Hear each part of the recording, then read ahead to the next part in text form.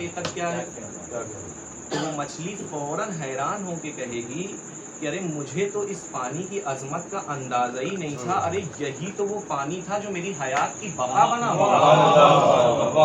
यही मामला अजीज़ान मोहतरम हमारा भी है कि हमने चूंकि ऐसे मुआशरे में आँख खोली है कि जहाँ सुबह मजलिस, शाम मजलिस, रात मजलिस, इस कदर कसरत है इस नेमत की, लिहाजा हम इस नेमत का शुक्रिया नहीं अदा कर पाते।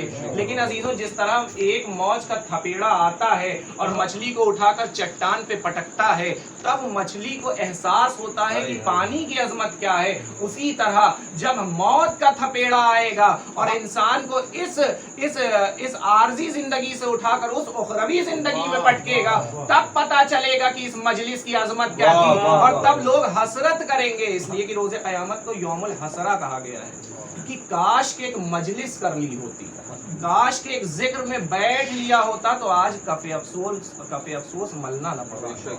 इसलिए कि ऐसे ही नहीं अज़ीज़ान मोहतरम उलमा बयान करते हैं कि जब फरिश्ते यहाँ से जाते हैं तो फरिश्ते मलाइका अहले फिरदौस पूछ रहे हैं कि कहाँ से आ रहे हो, तुम्हारे बदन से अजब खुशबू महसूस कर रहे हो। अल्लाह अकबर, क्या है इस मजलिस की अजमत।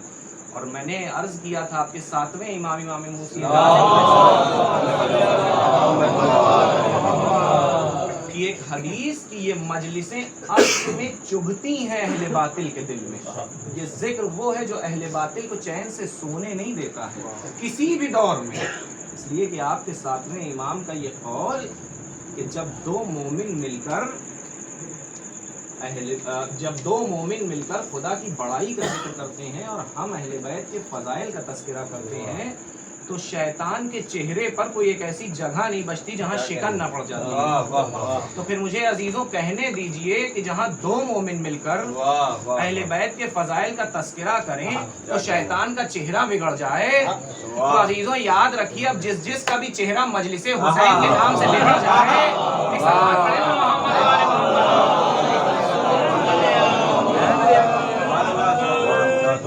मजलिसें अज़ीज़ान मोहतरम बहुत बुलंद है और इन मजलिसों की अज़मत बहुत है, बयान नहीं की जा सकती कि इन मजलिसों की क्या अज़मत है। इसलिए कि यहाँ उनका जिक्र होता है जो साक़े अर्श की ज़ीनत है, जो साक़े अर्श की ज़ीनत हों अज़ीज़ों, उनका जिक्र इस फर्श पर होता है। तो जिस फर्श पर अर्श वालों का जिक्र होता है वो फर्श अपने आप अर्श में तब्दील हो जाता है। और जिस आय करीमा को मैंने सरनामे कलाम करार दिया है, मुकम्मल कसीदा है इमामत का, जिसमें परवरदिगार आलम ने बयान किया कि हम जिनको इमाम बनाते हैं उनकी शान क्या होती है। अजब जुमला कहा सादिक हसन साहब क़िबला ने, खुदा की कसम बेहतरीन जुमला है। वो कहते हैं कि हमें तो शुक्र अदा करना चाहिए कि दूसरों को ऐसे इमाम ना मिले जैसे हमें नायबे इमाम मिले। यानी आप देखें अजीजों की, जैसे हमें नायबे इमाम मिले वैसे दूसरों को इमाम ना मिले। और कल की मैंने अता ज़हरा की मजलिस में ये बात कही थी कि हमें शुक्र अदा करना चाहिए कि हम इत्मीनान वाले रहबर के मानने वाले हैं। दूसरों के रहबरों का तो अभी तक ईमान साबित नहीं है, इत्मीनान की मंजिल है। एक सलवात पढ़े पर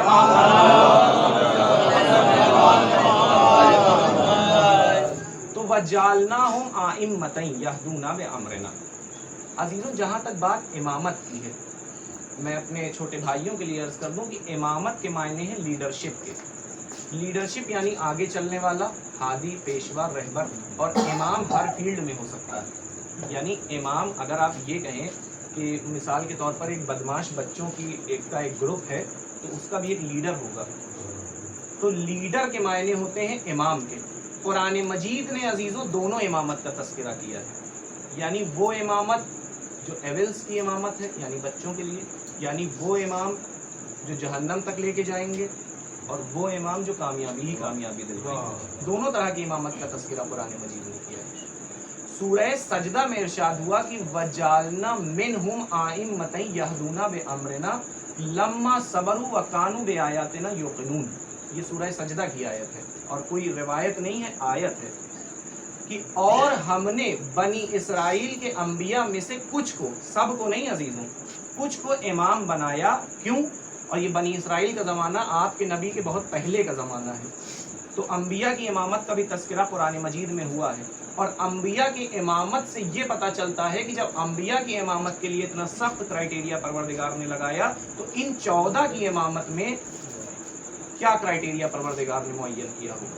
इरशाद हो रहा है कि और हमने उन्हें बनी इसराइल के अंबिया में से कुछ को, सबको नहीं, कुछ को इमाम बनाया। क्यों? कंडीशन बयान हुई, लम्मा सबरू, क्योंकि उन्होंने मुसीबतों पर सब्र किया, वकानु बे आयातिना युकिनून, और हमारी निशानियों पर भरोसा किया। देखिए अज़ीज़ान मोहतरम, जहाँ तक बात सब्र की है तो ये बनी इसराइल के अंबिया की शान है कि उन्होंने चूंकि मुसीबतों पर सब्र किया इसलिए उनको परवरदिगार आलम ने इमाम बनाया। दूसरे टुकड़े में क्या बयान हुआ कंडीशन कि उन्होंने आयात इलाहिया पर भरोसा किया। अब ये आयात इलाहिया का टॉपिक बहुत वसी है। इस दुनिया में ज़मीन से आसमान तक जितनी भी चीज़ें नज़र आ रही हैं, ज़र्रात से लेकर आफ्ताब तक, वो सब परवरदिगार की निशानी है, चाहे वो इंसान ही का बनाया हुआ क्यों ना हो। इसलिए कि इंसान खल्क नहीं करता, इंसान इन्वेंशन नहीं करता, इनोवेशन करता है। मेरे छोटे भाई समझ सकते हैं इस बात को। इंसान इन्वेंशन नहीं करता, इनोवेशन करता है। इन्वेंशन उस चीज को कहते हैं, यानी कोई चीज नहीं थी, यानी ला मौजूद थी और उसे आपने वजूद अता कर दिया, इसे कहते हैं इन्वेंशन। लेकिन कोई चीज पहले से मौजूद थी, उसको आपने तहलील कर दिया, इसे कहते हैं इनोवेशन। इंसान करता है इनोवेशन, इन्वेंशन इंसान के बस की बात नहीं है। तो जहाँ तक निशानी परवरदिगार की बात है अजीजों, इस जमीन से लेकर आसमान तक जो कुछ भी है वो सब निशानी परवरदिगार है। खुद सूरह रोम में 5 मुतवातिर आयात हैं जिसमें निशानी परवरदिगार का जिक्र हुआ है कि वह मिन आयात ही, और खुदा की निशानियों में से एक निशानी ये भी है कि उसने तुम्हें गीली मिट्टी से पैदा किया और उसके बाद तुम इस सूरह अर्ज़ पर फैल गए, और उसने तुम्हें अलग अलग कौम कबीलों में रखा ताकि तुम्हारी शनाख्त हो सके, और तुम्हारे ही दरमियान में से तुम्हारी अज़वाज को करार दिया लितस्कुनु इलैया, ताकि तुम उनमें सुकून हासिल कर सको। चलिए यहाँ से एक बात तो साफ हो गई कि हर औरत भी परवरदिगार की निशानी नहीं है। यानी इस तरह जुमले को बदल कर कहूँ तो यूँ कहूँ कि हर औरत आयतुल्लाह नहीं है। फिर कौन सी औरत आयतुल्लाह है? वो औरत जो अपने शौहर के लिए बाइसे सुकून हो, वो औरत परवरदिगार की निशानी है। तो अब मुझे कहने दीजिए कि चाहे वो औरत किसी आम उम्मती की बीवी हो और चाहे वो औरत फखरे अंबिया की बीवी हो, सल्लल्लाहु अलैहि वसल्लम।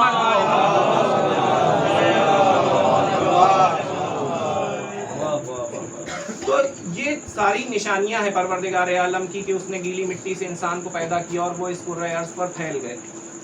इन सारी निशानियों में मौलाए कायनात का ऐलान ये है कि मा लिल्लाही आयतुन अकबरु मिन्नी, हम परवरदिगार की निशानियां अकबर हैं, यानी परवरदिगार की सबसे बड़ी निशानी है। मुझे लौट कर इमामत पर ही आना है। तो आप ये बताइए कि मौलाए कायनात का ये कौल कि हम खुदा की सबसे बड़ी निशानी है, क्यों? बस एक जुमले में बात तमाम करूं, तफसील नहीं। इसलिए कि इस पूरी कायनात में जो परवरदिगार की निशानियां हैं, उन निशानियों में परवरदिगार के सिफात मौजूद हैं, लेकिन अलहदा अलहदा। यानी सूरज में खुदा की जलालत है, चांद में खुदा की रहमत है, आगोश मादर में खुदा की मोहब्बत है, लेकिन ये सिफात कहीं यकजा नहीं है। यानी आगोश मादर में पलने वाले बच्चे को देखकर और माँ की ममता को देखकर कोई ये नहीं कह सकता कि खुदा की जलालत समझ में आ रही है। इससे खुदा की रहमत और मोहब्बत समझ में आती है, खुदा की मोहब्बत समझ में नहीं आती। उसी तरह चमकते हुए सूरज को देखकर कोई ये नहीं कहेगा कि खुदा बहुत मोहब्बत करने वाला है, इससे खुदा की जलालत आश्कार होती है। लेकिन मौलाए कायनात ने इसलिए ये ऐलान किया कि हम खुदा की सबसे बड़ी निशानी है, क्योंकि परवरदिगार के सिफात है लामहदूद और लामुतनाही और बहुत ज्यादा।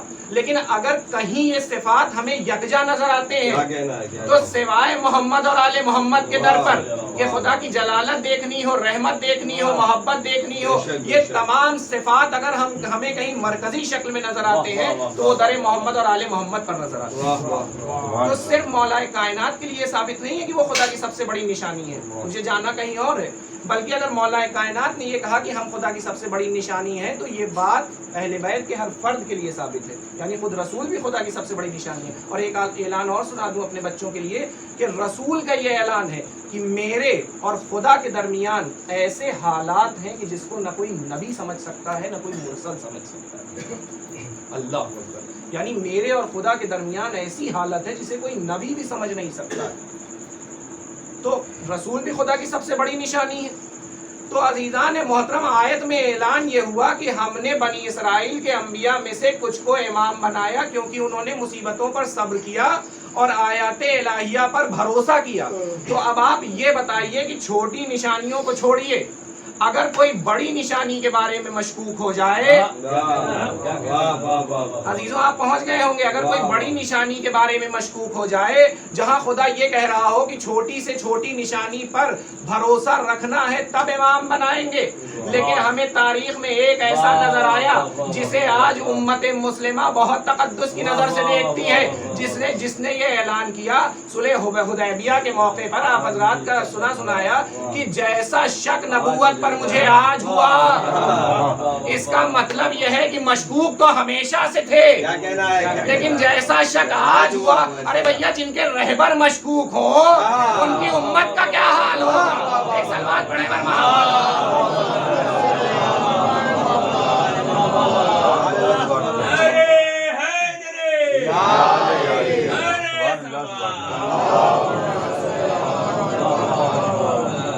اور پھر ہم سے دنیا جب سوال یہ کرتی ہے تو کسی خطیب کا بہترین جملہ کہ ہم سے نہ پوچھو کہ ہمارا رہبر کون ہے، بلکہ صلح حدیبیہ میں دیکھو اور جنگ خیبر میں دیکھو جنگ خیبر میں کس کے پاس علم تھا اور دیکھو صلح حدیبیہ میں کس کے پاس قلم تھا۔ ایک صلوات پڑھیں بر محمد۔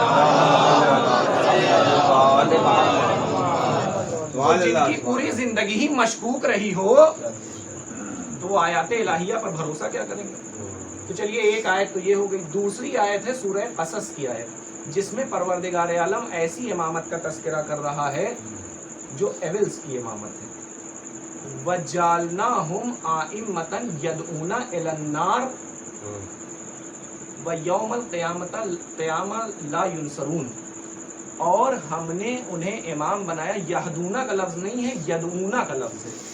جن اماموں کا کام کیا ہے؟ اور ہم نے انہیں امام بنایا یدعونا الی النار، جو دعوت دیتے ہیں کدھر کی طرف؟ جہنم کی طرف۔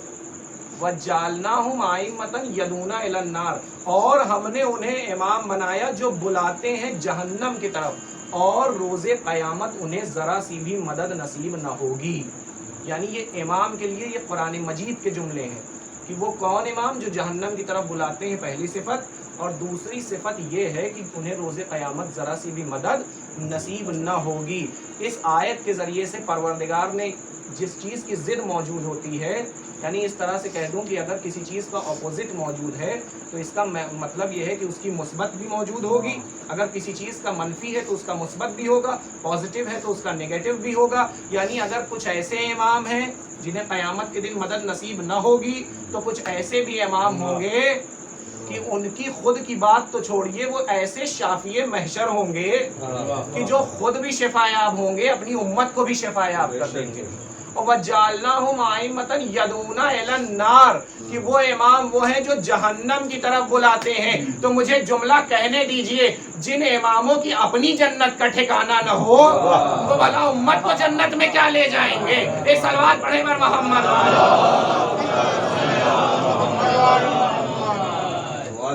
تو ایسے امام جو خود جہنمی ہوں تو وہ امت کو جنت میں کیا لے کر کے جائیں گے؟ اس لیے عزیزوں کہ ہمارے یہاں پھر وہی بات گھوم پھر کے کہ ہمارے یہاں کوئی بھی منصب بنا اہلیت کے عطا نہیں کیا جاتا، ہمارے یہاں منصب اہلیت دیکھ کر عطا کیا جاتا ہے۔ اور اگر بات امامت کی ہے تو امامت ہی پہ بات تمام ہو جائے۔ جب جناب ابراہیم کو امام بنایا پروردگار عالم نے تو کنڈیشن لگائی تھی نا پروردگار نے، جیسے ہی جب جناب ابراہیم کو امام بنایا، قال انی جاعلک للناس اماما، تو جناب ابراہیم نے بلا فصل آیت ہے قال ومن ذریتی، شاید وجہ یہ رہی ہو کہ چونکہ ابراہیم عہدہ بلا فصل کی تمنا کر رہے تھے، لہٰذا بلا فصل آیت ہے قرآن میں کہ قال ومن ذریتی، اور میری ذریت میں ہے پروردگار۔ تو کیا کہا پروردگار نے؟ اشاروں میں ہی بات ہوئی کہ قال لا ینال عہد الظالمین، کہ میرا یہ عہدہ امامت ظالمین تک نہیں جائے گا۔ اب آپ پوری تاریخ امامت دیکھ ڈالیے، پہلے امام سے لے کر 11ویں امام تک، آپ کسی بھی بچے से कहिए कि मुतालिया करे, और वो मुतालिया करने के बाद जब आपके पास आएगा तो वो यही कहेगा कि हमने पहले को पढ़ा, दूसरे को पढ़ा, तीसरे को पढ़ा, 11वें तक पढ़ा, लेकिन आप ये बताइए कि पहला भी मजलूम, दूसरा भी मजलूम, तीसरा भी मजलूम, जिस इमाम के बारे में पढ़िए वो इमाम मजलूम है, चाहे पहले के बारे में पढ़िए, चाहे 8वें के बारे में पढ़िए, चाहे 11वें के बारे में पढ़िए। तो हमने कहा भैया इस बात पर शिकवा न कीजिए, बल्कि शुक्र अदा कीजिए कि आप मजलूम इमाम के मानने वाले हैं, इसलिए कि खुदा पहले ही ऐलान कर चुका कि हमारा बनाया हुआ मजलूम हो सकता है, जालिम नहीं हो सकता। एक सलावत पढ़े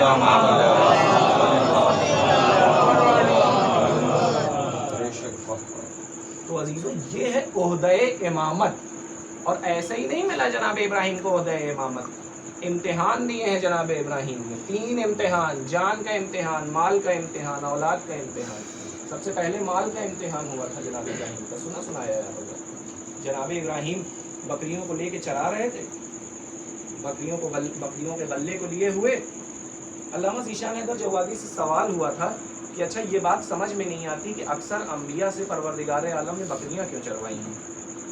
यानी ये बात समझ में नहीं आती ना कि भाई अंबिया का एक मकाम है, लेकिन आप जिस नबी की तारीफ पढ़िए तो आपको अक्सर ये मिलेगा कि अंबिया ने बकरियां चराई हैं। तो उन्होंने खूबसूरत जवाब ये दिया कि अल्लाह असल में बताना ये चाहता था और अंबिया की प्रैक्टिस करवाई है खुदा ने कि जो इंसान जानवरों को कंट्रोल कर सकता है वो जाहिल इंसानों को भी कंट्रोल कर सकता है। सलवात पढ़े पर मोहम्मद।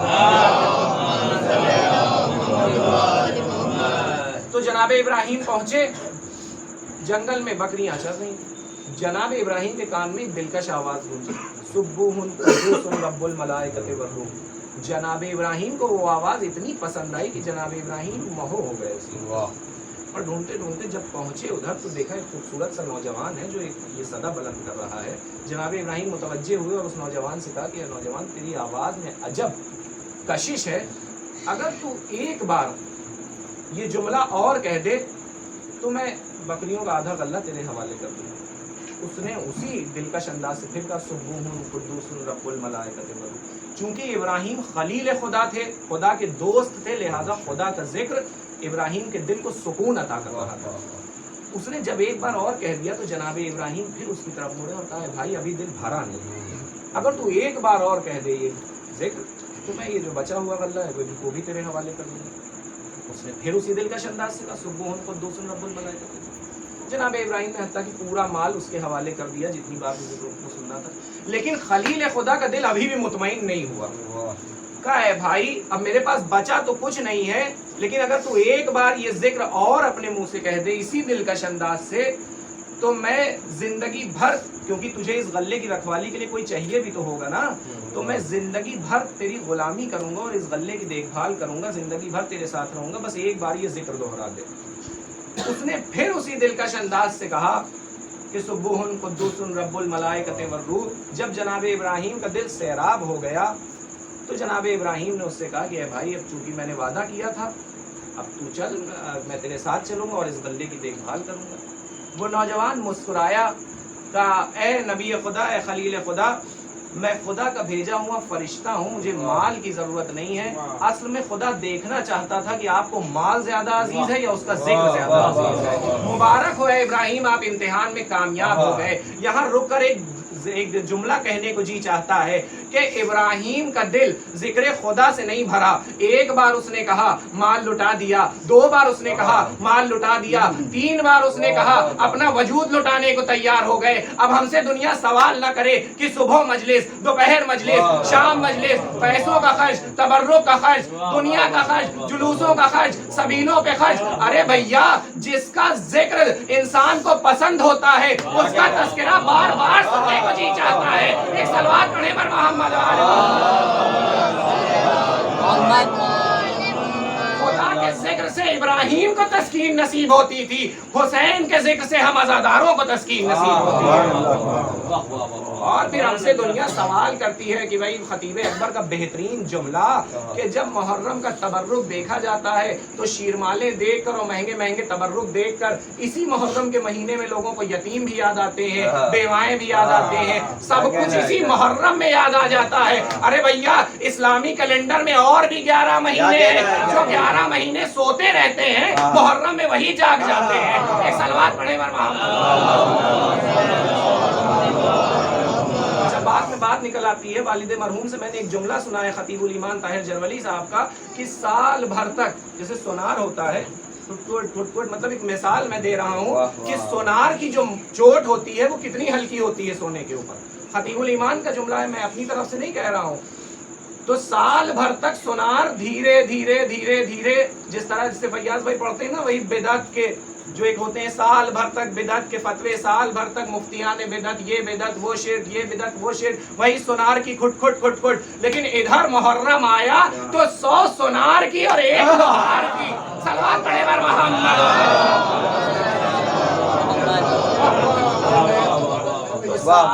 एक और सलवात पढ़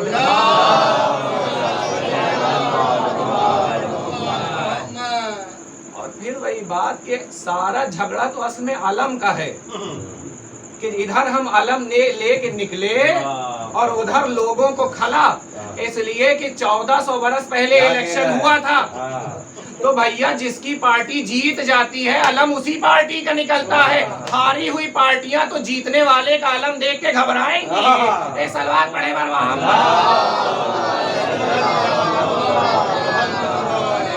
और फिर दुख क्यों ना हो, इसलिए कि एजाज हसनैन गदीरी का बेहतरीन जुमला कि भैया खैबर के मौके पर अलम तो सबको मिला, लेकिन बस फर्क ये था किसी को अलिफ से अलम मिला, किसी को ऐन से अलम मिला।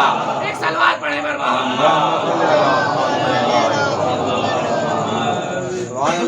तो अजीजों, जनाब इब्राहिम का ये इम्तिहान परवरदिगार आलम ने लिया और उसके बाद ये तो माल का इम्तिहान था, उसके बाद परवरदिगार आलम ने जनाब इब्राहिम की जान का इम्तिहान लिया।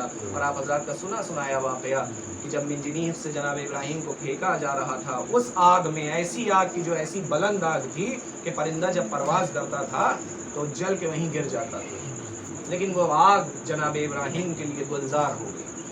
और तीसरा इम्तिहान औलाद का इम्तिहान कि किस तरह से इम्तिहान हुआ कि ख्वाब में जनाब इब्राहिम ने देखा। जब पूरी तफसील नहीं पढ़नी, आप हज़रात के जहन में है। और जब ख्वाब में जनाब इब्राहिम ने देखा और देखा कि मैं बेटे को ज़िबा कर रहा हूँ और जनाब इस्माइल से इसका तस्करा किया, तो जनाब इस्माइल ने क्या कहा? जनाब इस्माइल को कहना ये चाहिए था कि बाबा इस तरह के ख्वाब तो बहुत आते रहते हैं, लेकिन जनाब इस्माइल ने क्या कहा? जुमला यही है कि ए बाबा आप वो कर दीजिए जिसका आपको हुक्म दिया जा चुका। यानी इधर जनाब इब्राहिम ख्वाब बयान कर रहे हैं और इस्माइल कह रहे हैं कि आप वो कर दीजिए जिसका आपको हुक्म दिया जा चुका। अच्छा, सवाल ये है उम्मत मुस्लिमा से कि आज कोई टोपी और दाढ़ी रखने वाला ये ख्वाब में देखे कि वो अपने बेटे को ज़िबा कर रहा है और आके अपने बेटे से ये कहे कि बेटा मैंने ख्वाब में देखा है रात में कि मैं तुम्हें ज़िबा कर रहा हूँ, तो आप इंसाफ से बताइए कि जवाब क्या होगा उसका? बाबा या तो आपको मेंटल हॉस्पिटल में दिखाने की ज़रूरत है, इसलिए कि आपकी एज ज़्यादा हो गई है। क्यों? कहा बेटा मैं तो वही कह रहा हूँ जो जनाब इब्राहिम ने कहा था। अंबिया के वाक़यात कुरान मजीद में असल में इसीलिए हैं ताकि फजीलत मोहम्मद और आले मोहम्मद आश्कार हो सके।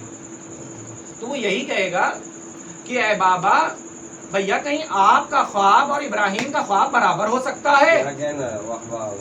क्या क्यों बेटा? इब्राहिम ने ख्वाब देखा कि वो बेटे को ज़िबा कर रहे हैं तो मैदान मिना में लेके चले गए, बेटे के गले पे छुरी रख दी। मैंने भी देखा है कि मैं तुम्हारी गर्दन पे छुरी रख रहा हूँ, ज़िबा कर रहा हूँ, तो मैं भी तुम्हें लेके चलूंगा। कहा भैया वो जनाब इब्राहिम नबी थे और वो था नबी का ख्वाब और ये है आपका ख्वाब। कहा भैया तो नबी के ख्वाब और उम्मती के ख्वाब में फर्क क्या है? कहा नबी का ख्वाब अफजल होता है, उम्मती का ख्वाब नबी के ख्वाब के बराबर नहीं हो सकता। हमने कहा चलिए आपने इतना तो माना कि उम्मती का गुनहगार उम्मती का देखा हुआ ख्वाब एक नबी के देखे हुए ख्वाब के बराबर नहीं हो सकता।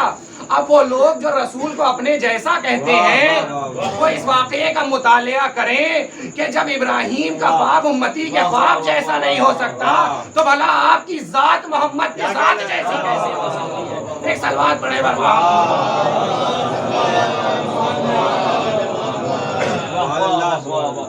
और फिर जनाब इस्माइल का वो लतीफ़ टुकड़ा आखिर में कि इंशाअल्लाह मिनस साबिरीन। کہ اے بابا آپ مجھے انشاءاللہ صبر کرنے والوں میں سے پائیں گے۔ اب یہیں سے پھر وہی بات کہ حسین کی منزل سمجھ میں آتی ہے کہ انشاءاللہ من الصابرین۔ عزیزوں آپ یہ بتائیے کہ اگر کسی کے گھر میں خدا نخواستہ کوئی مصیبت آ جائے، موت ہو جائے کسی کی، تو جب ہم اس کے گھر جاتے ہیں تو تلقین شکر کرتے ہیں یا تلقین صبر کرتے ہیں؟ ہم اس کے یہاں ہمیشہ یہی کہتے ہیں کہ صبر کیجئے، خدا نے آپ سے ایک بیٹا چھین لیا تو اور بیٹے ہیں آپ کے، یا والدین چلے گئے ہیں تو اور بھی لوگ موجود ہیں، چچا موجود ہیں۔ یعنی دنیا کا دستور یہ ہے کہ جب مصیبت پڑتی ہے تو ہم صبر کی تلقین کرتے ہیں۔ لیکن مثال کے طور پر کسی کے یہاں بیٹے کی ولادت ہوئی، خوشی کا موقع تھا، اور جب ہم اس کے یہاں پہنچے تو ہم اس سے یہ نہیں کہتے کہ آپ صبر کیجئے، بلکہ ہم اس سے یہ کہتے ہیں کہ خدا کا شکر ادا کریے کہ اس نے آپ کو بیٹے جیسی نعمت عطا کی ہے، اولاد نرینہ عطا کیا ہے آپ کو پروردگار عالم نے، تو اس کا شکر ادا کیجیے۔ یہی منزل انبیاء کی بھی ہے کہ جناب اسماعیل نے اس قربانی کو قبول تو کیا جو تمہید کربلا کی قربانی ہے، لیکن کس کے ساتھ؟ صبر کے ساتھ قبول کیا۔ لیکن عزیزان محترم فرق یہی ہے اس امامت میں جو ابراہیم کو ملی اور اس امامت میں جو حسین کے پاس تھی، کہ انبیاء یعنی ابراہیم نے جناب اسماعیل نے اس قربانی کو قبول کیا تو دستور دنیا کے ساتھ کہ بابا مجھے یہ قربانی قبول تو ہے انشاءاللہ من الصابرین، کہ آپ مجھے صبر کرنے والوں میں سے پائیں گے، یعنی ہم صبر کرنے والوں میں سے ہیں۔ لیکن عزیزان محترم یہی فرق ہے انبیاء میں اور آل محمد میں کہ ان کے یہاں مصیبتوں پر صبر نہیں کیا جاتا بلکہ شکر کے سجدے ادا کیے جاتے ہیں۔ تو عزیزان محترم یہ انبیاء کی منزل ہے کہ اسماعیل کہہ رہے ہیں کہ انشاءاللہ من الصابرین، کہ آپ مجھے صبر کرنے والوں میں سے پائیں گے۔ لیکن آپ بتائیے عزیزوں کہ کسی جوان کی موت پر حسین نے صبر نہیں کیا بلکہ اظہار شکر کیا ہے خدا کی بارگاہ میں۔ اور حسین کیا، یہ تو حسین کی منزل تو بہت بلند منزل ہے، وہ جو محفوظ عن الخطا بیوی جناب زینب، آپ سنتے ہیں نا جب انو محمد کے لاشیں آئے تو ان دونوں لاشوں کے درمیان جناب زینب نے صبر نہیں شکر کا سجدہ ادا کیا، پروردگار تیرا شکر ہے کہ تو نے اس قربانی کو زینب کے قبول کر لیا۔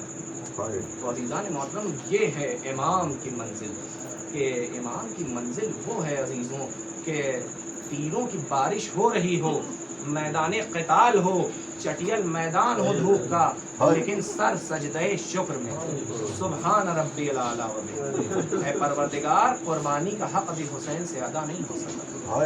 لیکن عزیزان محترم آپ یہ بتائیے کہ ہم بڑی آسانی سے سن لیتے ہیں، لیکن حسین نے کیسے کیسے نایاب گوہر ہیں جو خدا کی بارگاہ میں لٹا دیے ہیں۔ علی اصغر جیسا پھول آپ سنتے ہیں عزیزوں کہ جس کی ماں کا دودھ خشک ہو جائے، رباب نے اس بات کا شکوہ نہیں کیا تھا کہ رباب کے بیٹے کو مار ڈالا گیا، یہی تو کہا تھا نا مثلوں کا ینہر، بیٹے کیا تو جیسے بھی نہر کیے جاتے ہیں۔ یہ وہ ایام ہے عزیزوں جس میں رباب کی اس ننھی سی بچی کا ذکر ہوتا ہے کہ وہ بچی جو کبھی چچا کی آغوش میں، کبھی بھائی کی آغوش میں، کبھی بابا کی آغوش میں۔ عزیزوں ایک کتاب ہے عشقوں کا سفر، جس میں 5 سفر کا تذکرہ کیا گیا ہے، جس کا انگلش ورژن بھی موجود ہے جرنی آف ٹیئرز کے نام سے۔ عزیزوں آپ پڑھیں گے اس کو تو تڑپ جائیں گے، جس میں جناب سکینہ کے سفر کا تذکرہ کیا گیا ہے۔ پہلا سفر مدینے سے مکے کا سفر، دوسرا سفر مکے سے کربلا کا سفر، تیسرا سفر کربلا سے کوفے کا سفر، چوتھا سفر کوفے سے شام کا سفر، اور آخری سفر شام سے مدینے کا سفر۔ لیکن 4 سفر میں تو سکینہ موجود رہی، آخری سفر میں سکینہ موجود نہ رہی۔ عزیزوں یہ وہ سکینہ ہے کہ جس کے لیے کچھ پڑھنے کی ضرورت نہیں ہے، بلکہ اگر آپ اپنے تصورات کو اس قید خانے میں لے جائیے جس قید خانے میں دن کی دھوپ پڑتی ہے اور رات کی اوس پڑتی ہے، اور اسی اندھیرے زندان میں سکینہ کبھی آ کر دروازے زندان پہ بیٹھ جاتی ہے، شام کے چھوٹے چھوٹے بچے آتے ہیں تو یہی سکینہ کبھی اپنے بھیا اکبر کی کہانی سناتی ہے، کبھی اپنے اصغر کی کہانی سناتی ہے، کبھی اپنے چچا عباس کی کہانی سناتی ہے۔ اے بچوں، میرا چچا میرے لیے پانی لینے کے لیے ترائی پہ گیا تھا، لیکن علم تو آیا، میرا چچا نہ آیا۔ ہاں عزیزوں یہ وہی سکینہ ہے جو ایک رات اپنے بابا کو یاد کرتے کرتے اتنا روئی. جب فجر نمودار ہوئی، ہاں عزیزو سن لیجئے بڑے سکون سے، جب فجر نمودار ہوئی تو ساری بیویاں بیدار ہو گئی، لیکن سکینہ بیدار نہیں ہوئی. اب جو رباب نے سکینہ کو بوسہ دیا تو سکینہ کا جسم اطہر ٹھنڈا پڑا ہوا ہے. چوتھے امام آگے بڑھے، ایک مرتبہ بہن کے رخ کو اوپر کیا، عجب آواز بلند کی قید خانے میں، انا للہ و انا الیہ راجعون. ارے وہ بچی جو دن رات اپنے بابا کو یاد کیا کرتی تھی، آج وہ زندان شام میں مر گئی. عزیزو غسالہ کو بلایا گیا، غسل و کفن دیا گیا، لیکن عزیزو آپ سنتے ہیں نا کہ جب غسالہ آئی تو اس نے یہی سوال کیا تھا کہ اے بی بی بتا دو کہ اس بچی کو مرض کیا تھا. جب نہیں میرا جی چاہتا ہے کہ شاید بی بی نے کہا ہو کہ اس بی بی کو اپنے بابا کو یاد کرنے کا مرض تھا، اس بچی کو اپنے چچا کو چاہنے کا مرض تھا، اس بی بی کو اپنے بھیا کو یاد کرنے کی بیماری تھی. عزیزو جنازہ تیار ہوا، لیکن ایک روایت ایسی ملی کہ آپ کے چوتھے امام نے اس ننھے سے جنازے کو اپنی آغوش میں لیا. کبھی قید خانے کے ایک گوشے میں جاتے تھے، کبھی دوسرے گوشے میں جاتے تھے، کبھی تیسرے گوشے میں جاتے تھے. جب امام سے سوال ہوا اے امام آپ نے یہ عمل کیوں کیا کہ بہن کے جنازے کو لے کر کبھی قید خانے کے ایک گوشے میں کبھی دوسرے گوشے میں، عجب قسم پرسی کا جواب دیا آپ کے امام نے. کہا اے بھائی یہ نہ پوچھو، ارے اس قید خانے میں اتنا اندھیرا تھا کہ سید سجاد آخری وقت اپنی بہن کا دیدار بھی نہ کر سکا. قبر کے سرہانے پہنچے، مگر مشکل یہ تھی کہ پیروں میں بیڑی، کمر میں لنگر، ہاتھوں میں ہتھکڑی، ہاتھوں پہ بہن کا جنازہ تھا. سجاد بہن کو قبر میں کیسے اتارے؟ ارے قبر سے 2 ہاتھ برآمد ہوئے. اے سید سجاد لاؤ میری بیٹی کو میری آغوش میں دے دو، بہت دنوں سے میری بیٹی چین کی.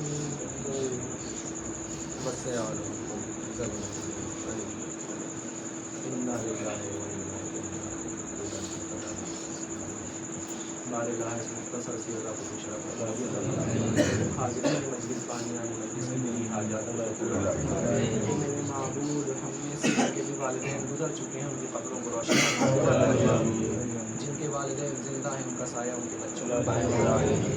کہ میرے معبود جو بھی بیمار ہیں انہیں شفاء کاملہ اور عاجلہ عنایت فرما. شیعان حیدر کرار جہاں جہاں بھی ہیں ان کی جان و مال حفاظت فرما. حجت عصر کے ظہور میں تاجیل فرما، ہمیں اس لائق بنا کہ ہمارا شمار ربنا تقبل منا انک انت السمیع العلیم. سکینہ میری سکینہ تڑپ کے زینب کا تھا یہ کہنا،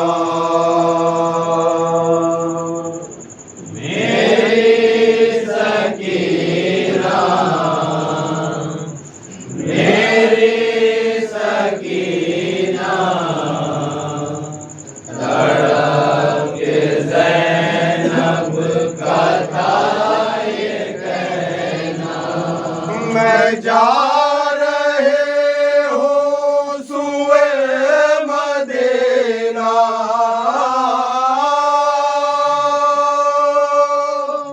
میں جا رہی ہوں سوئے مدینہ، میں جا رہے ہوں سوئے مدینہ. میری سکینہ میری سکینہ تڑپ کے زینب کا تھا یہ کہنا، تم اپنے اصغر کو بھول جانا، تم اپنے اصغر کو بھول جانا، اب اپنے اکبر کو بھول भूल जाना, अब अपने अकबर को भूल जाना,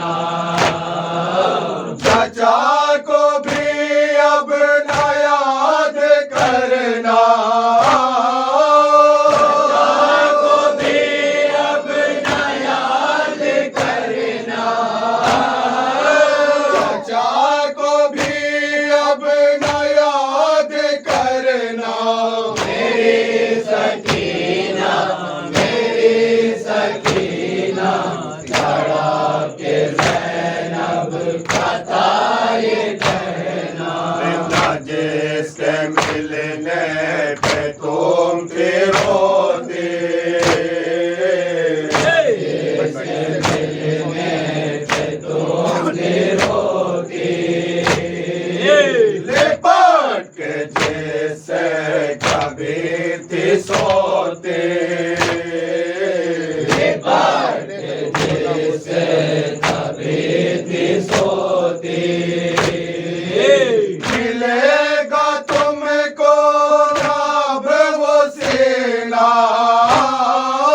मिलेगा तुमको अब वो सीना, मिलेगा तुमको अब वो सीना, मेरी सकीना, मेरी सकीना, तड़प के ज़ैनब का था ये कहना, कहाँ मिलेंगे तुम्हें उजाले, कहाँ मिलेंगे तुम्हें उजाले, नसीब में थे लिखे अंधेरे, नसीब में थे लिखे अंधेरे, अंधेरी रातों से अब न डरना, अंधेरी रातों से अब न डरना, अंधेरी रातों से अब न डरना, मेरी सकीना, मेरी सकीना, तड़प के ज़ैनब का था ये कहना, तुम्हें गमों से बचा न पाए, तुम्हें गमों से बचा न पाए, हुसैन बन कर सुला न पाए, हुसैन बन कर सुला न पाए, जो हो सके तो मुआफ करना, हो सके तो मुआफ करना, जो हो सके तो मुआफ करना, मेरी सकीना, मेरी सकीना, तड़प के ज़ैनब का था ये कहना, खुदा के मर्ज़ी के खाम ये सर है, खुदा की मर्ज़ी के खाम ये सर है, ये कैद खाना तुम्हारा घर है, ये कैद खाना तुम्हारा घर है, तुम्हारा अब है यही मदीना, तुम्हारा अब है यही मदीना, तुम्हारा अब है यही मदीना, मेरी सकीना, मेरी सकीना, तड़प के ज़ैनब का था ये कहना, हसन अचानक सदा ये गूंजे, हसन अचानक تک